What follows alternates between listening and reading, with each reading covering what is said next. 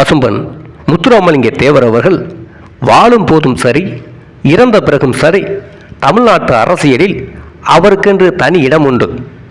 அவர் மறைந்த பிறகு அவர் கொள்கையை விரும்பாதவர்கள் கூட அவர் சிலைக்கு மாலை ஓடுவதை நாம் பார்த்து கொண்டு இருக்கிறோம். எல்லா அரசியல் கட்சிகளுக்கும் தேவர் என்ற பெயர் தேவைப்படுகிறது. தமிழ்நாட்டில் முத்துராமலிங்க தேவர் அசைக்க முடியாத அரசியல் சக்தி என்பதில் எந்த சந்தேகமும் இல்லை. என்னுடைய உயிர் போய் விடுவதால் தமிழ்நாடு ஒன்றும் கஷ்டப்பட்டு போய்விடாது. பல முத்துராமலிங்க தேவர்களை உற்பத்தி பண்ண முடியாத மலடி அல்ல பாரத மாதா. நாட்டுக்காக, விடுதலைக்காக உயிரை துச்சமாக மதித்து வாழ்ந்து முடிந்த மாபெரும் மகான் பசும்பன் முத்துராமலிங்க தேவர். அவர் வாழ்க்கை நடைபெற்ற முக்கியமான சம்பவங்களை யாரும் கேட்டிராத, அறிந்திராத தகவல்களை முழுமையாக காணலாம். அக்டோபர் 30, 1908 உக்கிரவாண்டிய தேவருக்கும் இந்திராணி அம்மையாருக்கும் மகனாக பிறந்தார். 1909 28 4வது மாதம் அவரது தாயார் இந்திராணி அம்மையார் காலமானார். அப்போது தேவருக்கு வயது வெறும் 6 மாதம். 1910 முதல் அவருடைய பாட்டியின் அரவணைப்பில் கல்லுப்பட்டியில் வளர ஆரம்பித்தார். குறையற வாசித்தான் பிள்ளை என்கிற ஆசிரியரிடம் ஆரம்ப கல்வியை கற்ற பிறகு தஞ்சாவூர் வாத்தியாரிடம் ஆங்கிலமும் தமிழும் கற்றார். 1917 ஜூலை மாதம் கமிதி அமெரிக்க மிஷன் பள்ளியில் 3ஆம் வகுப்பில் சேர்ந்தார். 1920 பசுமலை அமெரிக்கன் மிஷன் பள்ளியில் உயர்நிலை கல்வி கற்பதற்காக சேர்ந்தார். சேதுபதி அரசர் அழைப்பை ஏற்று ராமநாதபுரத்தில் இருக்கும் உயர்நிலை பள்ளியில் 6ஆம் படிவம் என்கிற இறுதி படிப்பில் சேர்ந்தார். ராமநாதபுரம் மாவட்டத்தில் பரவிய பிளேக் நோய் காரணமாகவும் வேறு பல காரணங்களாலும் அவரது கல்வி பாதியில் நின்றது. தனது சொத்துக்களை தந்தை உக்கிரவாண்டிய தேவர் தகாத முறையில் செலவழிப்பதை தடுப்பதற்காக அவர் மீது வழக்கு தொடர்ந்தார். 1927 வழக்கறிஞர் டி. ஸ்ரீ சீனிவாச ஐயங்காரிடம் அறிமுகமானார். நேதாஜி சுபாஷ் சந்திர போஸை முதலாக நேரில் சந்தித்தார். அவரை தன் மானசீக தலைவராகவும் ஏற்றுக்கொண்டார். 6 ஆண்டுகளாக தந்தைக்கு எதிராக நடந்த சொத்து வழக்கில் தேவருக்கு சாதகமான தீர்ப்பு அமைந்தது. எல்லா சொத்துக்களும் அவர் பெயருக்கு வந்தன. 1932 முதுகுளத்தூர் பகுதியில் நடந்த கள்ளுக்கடை மறியலில் போராட்டத்தில் ஆதரவு கொடுத்தார். 1933 ஜூன் 23 சாயல்குடியில் நடந்த சுவாமி விவேகானந்தர் வாசகசாலை ஆண்டு விழாவில் தேவர் தன் முதல் சொற்பொழிவை ஆற்றினார். 1934 குற்ற பரம்பரை சட்டத்துக்கு எதிராக போராட்டம் நடத்தினார். 1935 கோவையில் நடந்த காங்கிரஸ் மாநாட்டில் கலந்து கொண்டார். 1936 முதலாக பர்மாவுக்கு பயணம் செய்தார். அங்கு இந்திய தேசிய கொடியையும் ஏற்றி பேசினார். 1936 நடந்த ஜில்லா போர்டு தேர்தலில் காங்கிரஸை ஆதரித்து பிரச்சாரம் செய்தார். முதுகுளத்தூர் பகுதியில் காங்கிரஸ் சார்பில் நின்று வெற்றியும் பெற்றார். 1937 காங்கிரஸ் வேட்பாளராக சட்டமன்ற தேர்தலில் ராமநாதபுரம் சட்டமன்ற தொகுதியில் போட்டியிட்டார். அவரை எதிர்த்து போட்டியிட்டவர் ராமநாதபுரம் அரசர் சண்முகராஜேஸ்வர சேதுபதி. தேவருக்கு எதிராக வாய்ப்பூட்டு சட்டம் போட்டு மேடைகளில் பேசக்கூடாது என்று ஆங்கிலேயர்கள் அரசு தடை விதித்து இருந்தது. அதன் பிறகும் அந்த தேர்தலில் தேவரே வெற்றி பெற்றார். பிரச்சாரம் செய்யாமலே வெற்றி பெற்ற முதல் தலைவர் அவர்தான். ஜூன் 16, 1938 தேவரின் தந்தை உக்கிரவாண்டிய தேவர் காலமானார். அக்டோபர் 15, 1938 பசுமலை மகாலட்சுமி மில் தொழிலாளர்கள் பல கோரிக்கைகளை அறிவித்து போராட்டம் நடத்தி வேலை நிறுத்தத்தை தொடங்கினார்கள். அவர்களுக்கு ஆதரவு அளித்த காரணத்துக்காக தேவர் கைது செய்யப்பட்டார். 1939 மதுரை நெசவாலை தொழிலாளர் வேலை நிறுத்தத்துக்கு தேவர் காரணம் என்று மீண்டும் கைது செய்யப்பட்டார். அந்த அளவுக்கு தொழிலாளர்களுக்காக, உரிமைகளுக்காக பல போராட்டங்கள் செய்து சிறை சென்றார். 1939 பிப்ரவரி 15 திருப்பரங்குன்றத்தில் ஒரு மாநாட்டை நடத்தினார். குற்ற பரம்பரை சட்டத்தை நீக்க பெரிய ஊர்வலமாக சென்று மதுரைக்கு வந்திருந்த ராஜாஜியிடம் மனுவும் கொடுத்தார். 1939 ஃபார்வர்ட் பிளாக் அமைப்பை நேதாஜி தொடங்கினார். அதன் தமிழக கிளைக்கு தேவர் தலைவரானார். தமிழகத்திற்கு வந்த நேதாஜி தேவருக்கு தென்னாட்டு போஸ் என்ற பட்டத்தையும் கொடுத்தார். 1939ஆம் ஆண்டில் தேவர் மருதையை விட்டு எங்கு போகக்கூடாது என்று தடையை மீறி ரயிலில் சொந்த ஊருக்கு சென்றார். அதனால் தேவர் திருப்புவனத்தில் கைது செய்யப்பட்டு திருச்சி சிறையில் அடைக்கப்பட்டார். திருச்சி சிறையில் இருந்து விடுதலையான தேவர் சிறை வாசலிலேயே மீண்டும் கைது செய்யப்பட்டு வேலூர், அலியபுரம், ராஜமுந்திரி, அமராவதி என்று பல சிறைகளுக்கு மாற்றப்பட்டார். அந்த அளவுக்கு ஆங்கிலேயருக்கு எதிராக குரல் கொடுத்த பெரும் மாவீரராக திகழ்ந்தார். அந்த காலகட்டத்தில் ஆங்கிலேயர் அவரை வெளியில் விடுவதற்கு பல தடைகள் செய்தன. ஏனென்றால் பேச ஆரம்பித்தால் மக்கள் மத்தியில் புரட்சி எழுந்து கொண்டு இருந்தது.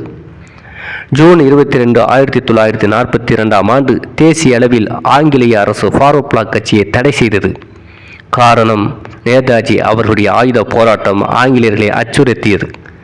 அதேபோன்று தேவர் அவரின் புரட்சிகரமான பேச்சும் ஆங்கிலேயர்களை அச்சுறுத்தியது. அதன் காரணமாகவே மொத்தமாக கட்சியை தடை செய்தார்கள். 1946ஆம் ஆண்டில் நடந்த சட்டமன்ற தேர்தலில் முதுகுளத்தூர் தொகுதியில் போட்டியின்றி வெற்றி பெற்றார். பிப்ரவரி மாதம் 1948ஆம் ஆண்டு காங்கிரசுடன் தொடர்பில்லாமல் ஃபார்வர்ட் பிளாக் கட்சி என்ற தனி கட்சியாக உருவானது. பசும்பொன் முத்துராமலிங்க தேவர் காங்கிரசுக்கு எதிராக ஃபார்வர்ட் பிளாக் கட்சியை தென் மாவட்டங்களில் வளர்த்தார்.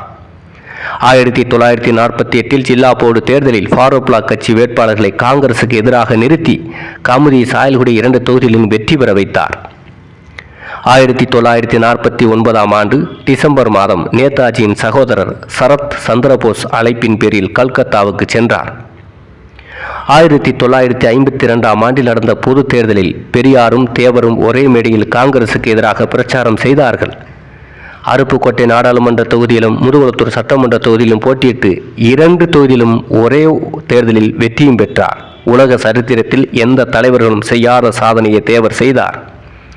1955ஆம் ஆண்டில் தேவர் மீண்டும் பர்மாவுக்கு பயணம் செய்தார். 1957இல் பொது தேர்தல் ஸ்ரீவில்லிபுத்தூர் நாடாளுமன்ற தொகுதியில் முதுகுளத்தூர் சட்டமன்ற தொகுதியிலும் போட்டியிட்டு 2லுமே தேவர் மீண்டும் வெற்றி பெற்றார். முதுகுளத்தூர் இடைத்தேர்தல் முடிவில் கலவரம் வெடித்தது. செப்டம்பர் 10, 1957இல் முதுகுளத்தூர் வட்டாட்சியர் அலுவலகத்தில் நடந்த அமைதி பேச்சுவார்த்தையில் தேவர் கலந்து கொண்டார். இதில்தான் இம்மானுவேலும் கலந்து கொண்டார். செப்டம்பர் 11, 1957இல் பரமக்குடியில் இம்மானுவேல் தேவேந்திரர் படுகொலை செய்யப்பட்டார். செப்டம்பர் 28, 1957ஆம் ஆண்டு இம்மானுவேல் கொலைக்காகவும் ஜாதி கலவரத்தை தூண்டிவிட்டதற்காகவும் மதுரையில் தேவர் கைது செய்யப்பட்டார். அரசியல் காரணத்துக்காக அவர் மீது பழியை போட்டு கேஸை போட்டு கைது செய்ததாக அவர் கோர்ட்டு மூலம் விடுதலையும் செய்யப்பட்டார். 1959 ஜனவரி 7 அன்று இம்மானுவேல் கொலைக்கும் தேவருக்கும் எந்த தொடர்பு இல்லை என்றும் அந்த கொலை வழக்குக்கும் தேவருக்கும் எந்த சம்பந்தமும் இல்லை என்னும் இந்த வழக்கு முழுக்க அரசியல் காரணங்களுக்காக அவரின் புகழுக்கு களங்கம் ஏற்படுத்த உருவாக்கப்பட்ட சதி என்றும் கோர்ட்டு தீர்ப்பளித்து தேவரை விடுதலை செய்தது. பிப்ரவரி மாதம் 17ஆம் தேதி 1959ஆம் ஆண்டு நாடாளுமன்றத்தில் தேவர் உரையாற்றினார். 1962ஆம் ஆண்டு ஜனவரி 14ஆம் தேதி தனது இறுதி மேடை உரையையும் நிகழ்த்தினார். 1962ஆம் ஆண்டு பொது தேர்தல் அருப்புக்கோட்டை நாடாளுமன்ற தொகுதியில் வேட்பாளராக நின்று மீண்டும் வெற்றி பெற்றார். 1963 அக்டோபர் 29 அன்று அதிகாலை 5 மணிக்கு உடல்நலக்குறைவால் காலமானார். 1963 அக்டோபர் 30 அன்று மாலை தேவரின் பிறந்த நாளில் அவரது உடல் அடக்கம் செய்யப்பட்டது.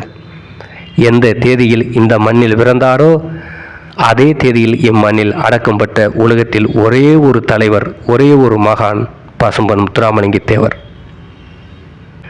தேவர் நூற்றாண்டு விழா 2007, 2008 கொண்டாடப்பட்டது. அந்த விழாவில் நடந்த சில முக்கிய நிகழ்ச்சிகள். மதுரை அரசு சார்பில் நூற்றாண்டு விழா சிறப்பு மலர் வெளியிடப்பட்டது. இதில் ஜனாதிபதி முதல்வர் வரை பலரது வாழ்த்துக்களும் 60 கட்டுரைகளும் இடம்பெற்றன. அனைத்து இந்திய அண்ணா திராவிட முன்னேற்ற கழகத்தின் பொதுச் செயலாளர் அப்போதைய ஜெயலலிதா அம்மையார் தேவருக்கு மதுரையில் 100 அடி உயர சிலையை வைத்து அடிக்கல் நாட்டினார். சென்னையில் பல்வேறு அமைப்புகள் சேர்ந்தவர்கள் தேவர் சிலைக்கு மாலை அணிவித்தனர். தேவரை பற்றி பல புத்தகங்களும் வெளியிடப்பட்டன. அக்டோபர் 1, 2002 நாடாளுமன்ற வளாகத்தில் இந்திய குடியரசுத் தலைவர் திரு APJ அப்துல் கலாம் தேவரின் திருவுருவச் சிலை திறந்து வைத்தார். அந்த நிகழ்ச்சியில் நாடாளுமன்ற சபாநாயகர், பிரதமர், துணை பிரதமர், அமைச்சர்கள் மற்றும் அனைத்து கட்சி பிரமுகர்களும் கலந்து கொண்டனர். முதலில் 1970களில் மதுரையில் கோரிப்பாளையத்தில் தேவருக்கு தமிழ்நாட்டிலே சிலை உருவாக்கப்பட்டது. பார்வர்ட் பிளாக் கட்சியின் தேவருக்கு பிறகு வந்த வாரிசு தலைவரான மூக்கையா தேவர் முயற்சியில் அந்த சிலை நிறுவப்பட்டது. அதேபோன்று பசும்பொன் முத்துராமலிங்க தேவர் பெயரில் 3 கல்லூரிகள் தமிழகத்தில் நிறுவப்பட்டன. ஒன்று கமதி பசும்பொன் முத்துராமலிங்க தேவர் கலைக்கல்லூரி, இன்னொன்று உசிலம்பட்டி முத்துராமலிங்க தேவர் கலைக்கல்லூரி என்று 3 மொத்த கல்லூரிகள் தொடங்கப்பட்டன. அரசியல் வாழ்விலும் ஆன்மீக வாழ்விலும் எந்த விமர்சனமும் இல்லாத உலகத்திலே ஒரே தலைவர். ஆன்மீகத்திலும் ஒழுக்கமானவர். இவர் மீது எத்தனையோ அரசியல் காழ்ப்புணர்ச்சிகள் இருந்தாலும் இதுவரை இவர் மீது பெண் சம்பந்தமாகவோ வேற ஒழுக்கக்கேடான விஷயமாகவோ எந்த விமர்சனமும் வந்ததே இல்லை. எதிர்க்கட்சியில் இருந்த தலைவர்களோ கூட தேவர் மீது மதிப்பு வைத்திருந்தார்கள். இதுவரை எந்த தேர்தலிலும் அவர் தோற்றதும் இல்லை. ஆங்கிலேயர்கள் பாலகங்காதர திலகருக்கு வடக்கே வாய்ப்பூட்டு சட்டம் போட்டார்கள். இந்தியாவில் தெற்கே தேவருக்கு போட்டார்கள். பிரச்சாரத்துக்குமே செல்லாமல் வெற்றி பெற்ற ஒரே தலைவர். அதேபோன்று தன்னுடைய சொத்துக்கள் 32 கிராமத்து சொத்துக்களை 16 பாகங்களாக பிரித்து அதில் தனக்கு விசுவாசமாக நன்றியாக இருக்கக்கூடியவர்களுக்கு பிரித்து கொடுத்தார். அதில் அரிசின மக்களும் இருக்கிறார்கள். அவர்களுக்கும் உதவி செய்தார். அரிசின மக்கள், தாழ்த்தப்பட்ட மக்கள் கோயில்களுக்குள் நுழையக்கூடாது இருந்த காலகட்டத்தில் அதுக்கு ஏற்பாடு செய்த வைத்தியநாதருக்கு ஐயருக்கு உதவியுடன் மதுரையில் மீனாட்சி அம்மன் கோவிலுக்குள் அரிசின மக்களை அழைத்து சென்று அந்த ஆலய பிரவேச போராட்டத்தை நடத்தி அம்மக்களை கோவிலுக்குள் முதலில் கூட்டி சேர்ந்த தலைவர் பசும்பொன் முத்துராமலிங்க தேவர். அதன் பிறகுதான் அரிசின மக்களும் கோவிலுக்குள் போய் சாமி கும்பிட்டார்கள். அதேபோன்று அரிசின மக்களுக்கு சொந்த வீடு அரசு செய்து கொடுக்க வேண்டும் என்று முதலில் பேசிய அரசியல் தலைவர் தேவர் அவர்கள். அதேபோன்று தலித்து மக்கள் மீது எவன் தாக்குதல் நடத்துகிறானோ அவன் என் இதயத்தை பிழிந்து இரத்தத்தை உறிந்துவதற்கு சமம் என தலித்து மக்களுக்காக ஆதரவு கொடுத்த முதல் தலைவர் தேவர் அவர்கள். அவர் இறந்தபோது தமிழகத்தின் சினிமாவில் மிகப்பெரும் சூப்பர் ஸ்டாராக இருந்த எம்ஜிஆர் அவர்கள் அவருடைய சொந்த கிராமத்துக்கு பசும்பொனுக்கே வந்து அவரை அடக்கம் செய்வரை கூட இருந்து அஞ்சலி செலுத்தினார். அப்போது பெரும் தலைவராக அரசியலில் இருந்த அண்ணா அவர்களும் பசும்பொன் கிராமத்துக்கு வந்து நேரில் வந்து அஞ்சலி செலுத்தினார். அதை ஒன்று பெரியார், காமராஜர், கற்கன், மாப்போசி, ஆதித்தனார் போன்ற பெரும் தலைவர்கள் இரங்கல் செய்தி வெளியிட்டார்கள். தேவர் அவர்களே பெரிய மகான்கள் எவ்வாறு அடக்கம் செய்யப்படுவார்களோ அதுபோன்று அந்த ஐதீகப்படி அமர வைத்து புதைகுழிக்குள் உட்கார வைத்து தான் அவரை அடக்கம் செய்தார்கள். மகான்களுக்கு எவ்வாறு மரியாதை கொடுத்து அடக்கம் செய்யப்படுவார்களோ அந்த சம்பிரதாயங்கள் சாஸ்திரங்கள் செய்துதான் அவர் அடக்கம் செய்யப்பட்டார். உலக நாடு முழுவதும் பயணம் செய்து சொற்பொழிவு ஆற்றியவர். இந்திய விடுதலைக்காக உலக நாடு முழுவதும் நேதாஜி அவர்களுக்கு ஆதரவாக பிரச்சாரம் செய்தவர். Burma, Canada, China, Malaysia, Singapore என அவர் செல்லாத நாடுகளே கிடையாது. தொழில்நுட்ப வளர்ச்சி வளராத காலத்தில் கூட மிகப்பெரிய தலைவர்களுடன் தொடர்பில் இருந்தவர். உலக அரசியல் பேசியவர். அப்போதே காஷ்மீர் பிரச்சனை பேசியவர். காமராஜர் அவர்கள் சாதாரண தொண்டராக இருந்தபோது ஓட்டு போடுபவர்களாம் தேர்தலில் போட்டியிட முடியும் என்ற சூழ்நிலை இருந்தபோது ஓட்டு போட உரிமை இல்லாத காமராஜர், அதாவது சொத்து வரி கட்டினால்தான் அப்போது ஓட்டு உரிமை உண்டு. சொத்தே இல்லாத காமராஜருக்கு ஓட்டு போட உரிமையோ தேர்தலில் போட்டியிட உரிமையோ இல்லை சட்டப்படி. அதனால் ஒரு வெள்ளாட்டை வாங்கி காமராஜர் பெயரில் வரி கட்டி அவரை விருதுநகர் நகர்மன்ற தேர்தலில் வெற்றி பெற வைத்தவர் தேவர். காமராஜர் என்ற மிகப்பெரிய ஒரு தலைவர் உருவாக காரணமாக இருந்தவர் பசும்பொன் முத்துராமலிங்க தேவர். விமான விபத்தில் நேதாஜி சுபாஷ் சந்திர போஸ் அவர்கள் இறந்துவிட்டார் என இந்திய அரசு அறிவித்தவுடன் நான் நேதாஜியை சந்தித்தேன், அவர் உயிருடன் இருக்கிறார் என்று சில நாட்களிலே கல்கத்தாவில் பேட்டி கொடுத்தார். இது உலக அரசியலில் பெரும் பரபரப்பை ஏற்படுத்தியது. இதனால் தேவரை விசாரிக்க வேண்டும் என்று விசாரணை கமிஷனை நேரு அப்போது தொடங்கினார். ஆனால் அவர் உலக அளவில் விசாரணை நடத்தக்கூடிய அளவுக்கு அந்த விசாரணை கமிஷனுக்கு பவர் இருந்தால் நான் பேசுகிறேன் அதை பற்றி, இல்லை என்றால் விட்டுவிடுங்கள் என்று விட்டார். அதனால் அவர்கள் நேதாஜி இறந்தது உண்மை என அந்த விசாரணை கமிஷன் பேசி முடித்து விட்டது.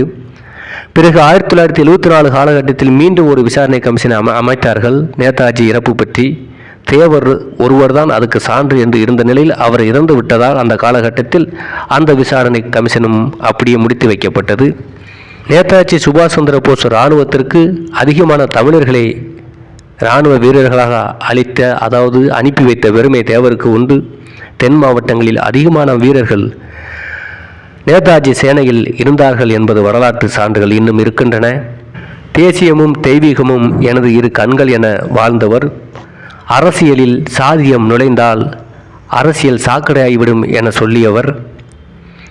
அதேபோன்று வீரமில்லாத விவேகம் கோழைத்தனம், விவேகமில்லாத வீரம் முரட்டுத்தனம் என பல தத்துவங்களை கூறியவர்.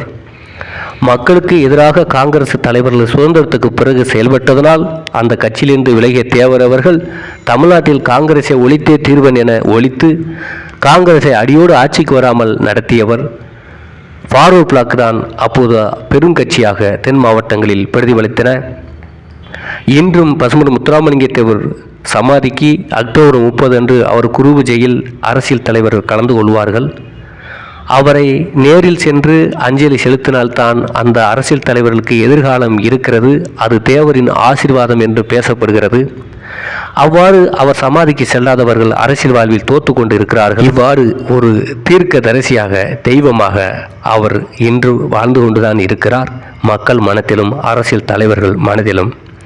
அதேபோன்று கடவுளுக்கு எவ்வாறு முருகனுக்கு ஐயப்பனுக்கு மாலை போட்டு பயபக்தியுடன் இருந்து நான்வெஜ் போன்ற உணவுகள் உண்ணாமல் எவ்வாறு கடைபிடிக்கிறார்களோ அதுபோன்று அக்டோபர் காலங்களில் குரு பூஜை காலங்களில் குறிப்பிட்ட தென் மாவட்ட மக்கள் விரதம் இருந்து கடைபிடித்து காப்பு கட்டி முளைப்பாரி அடித்து அலகு குத்தி கிட்டத்தட்ட ஒரு இறைவனை கடவுளை எவ்வாறு வேண்டுவார்களோ அந்த அளவுக்கு ஒரு குலசாமிக்கு நிகராக தேவரை வணங்கி வருகிறார் என்பது உலக வரலாற்றில் எந்த அரசியல் தலைவருக்கும் எந்த ஆன்மீகவாதிக்கும் எந்த மகானுக்கும் மேதைக்கும் இல்லாத ஒரு பெருமை தமிழகத்தில் பிறந்த பசும்பொன் முத்துராமலிங்க தேவருக்கு இருக்கிறது என்பது தமிழர்களாகிய எல்லோருக்கும் பெருமை, தமிழ்நாட்டுக்கும் பெருமை.